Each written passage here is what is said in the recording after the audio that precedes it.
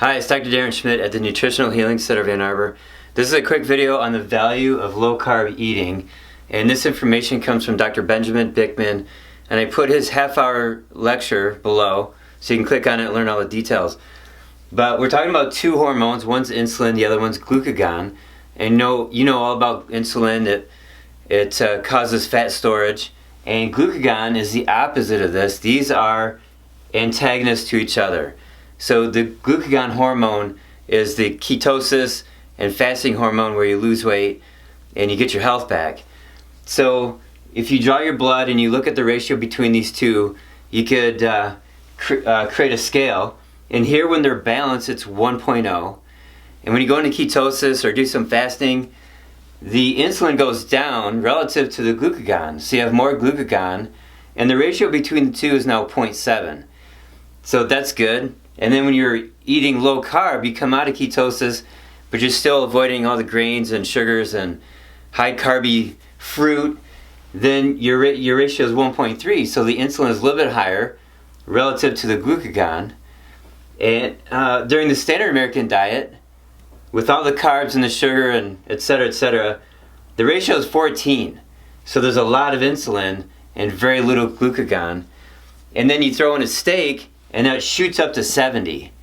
So the standard American diet with all the sugar makes the steak bad. It makes the fat bad. And of course sugar is bad. It's always the sugar. And I did a video recently where 9 out of the 11 top food sources in the United States is sugar, grains, and low-fat food. So meat's never the problem. Beef, chicken's not the problem. And when you watch doctors online talk about how bad meat is and to avoid fat, if they really cared about your health, they would be saying avoid sugar, avoid desserts, avoid low-fat dairy. But they got their science backwards because they've been reading too much epidemiological research, which you can only hypothesize from that. You can't actually take any action based on epidemiological research because it's not factual enough. You can't get a fact from it. You can, though, from randomized controlled trials where you can actually state a fact such as sugar is bad or something like that. Okay, now if you're eating low carb and your ratio is 1.3 and now you throw in a steak, guess what happens to this number? It stays the same. So the body's using glucagon to make its own sugar, and that's called gluconeogenesis. But if you're eating sugar and your ratio goes up like this, then there's no need for glucagon because you're always feeding your body sugar. You're not allowing it to make its own. So the body will always keep a minimum amount of sugar in your blood, and then in the meantime, you go down here, you burn some fat away, and that's homeostasis right here. You go from 0.7 to 1.3, you go back and forth, in ketosis, out of ketosis. This right here is the ideal state of health, not this and not this.